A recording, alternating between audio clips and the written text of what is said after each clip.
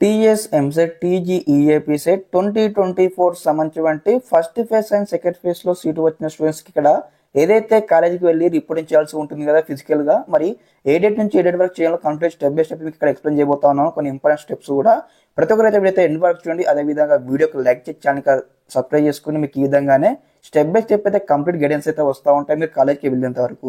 మనం చూసుకుంటే counselling detail notification PDF లో ఉన్నాము. ఇక్కడ ఏదైతే సెకండ్ ఫేజ్ సంబంధించి కౌన్సిలింగ్ డీటెయిల్స్ లో మనకి ఇక్కడ క్లారిటీగా మెన్షన్ చేయడం జరిగింది. చూడండి ఇక్కడ payment of tuition fee and self reporting through website and reporting at college అన్నమాట.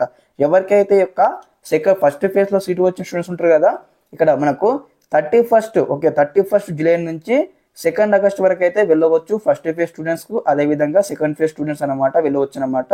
ఇక్కడ వచ్చేసి చూడండి నెక్స్ట్ వన్ వచ్చేసి updating candidate joining details by the college వచ్చేసి 4th కల్లా కంప్లీట్ చేసుకోవాలి. ఇక్కడ మనకు క్లారిటీ ఇవ్వడం చూడండి.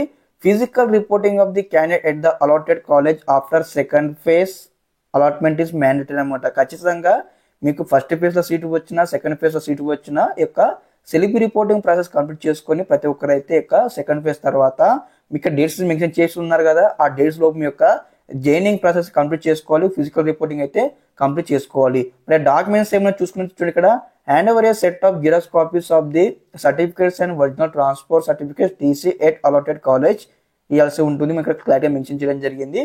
అదే విధంగా థర్డ్ ఇంపార్టెంట్ నోట్ మనం చూసుకున్నట్లయితే candidates got allotted in second phase and not reported at the allotted college are not permitted to exercise options in final phase of counting అన్నమాట. ఎవరైతే ఇక్కడ సెకండ్ ఫేజ్ లో సీటు వచ్చి వారు ఉంటారు కదా, ఇక్కడ సెకండ్ ఫేజ్ లో సీటు వచ్చిన వారు రిపోర్టింగ్ చేయకపోతే సెల్ఫ్ రిపోర్టింగ్ చేయకపోతే వారికి నెక్స్ట్ ఫైనల్ ఫేజ్ ఉంటుంది కదా, అందులోకి ఛాన్స్ ఇవ్వమని ఇక్కడ క్లియర్గా మెన్షన్ చేయడం జరిగింది.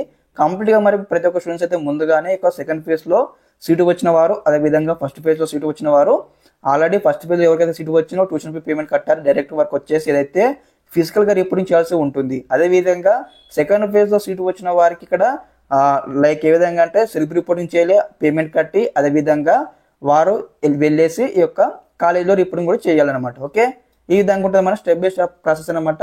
కంప్లీట్ గా మరొకసారి వీడియో చేసి అప్లోడ్ చేస్తాను మన ఛానల్లో వచ్చేసి. మరి ఫిజికల్ రిపోర్టింగ్ కావాల్సినటువంటి రిక్వైర్డ్ డాక్యుమెంట్స్ ఏవి ఉన్నాయి కూడా, మరి ఏవేవి తీసుకుపోవాలి ఇవన్నీ కూడా స్టెప్ బై స్టెప్ కంప్లీట్ గా వీడియోస్ వస్తూ ఉంటాయి. ముందుగా ఇంకెవరైనా ఛానల్ సబ్స్క్రైబ్ అయితే వెంటనే సబ్స్క్రైబ్ చేసుకొని మీకు ఈ విధంగానే గైడెన్స్ అయితే వస్తూ ఉంటాయి guys. Okay, thanks for watching this video. జై హింద్.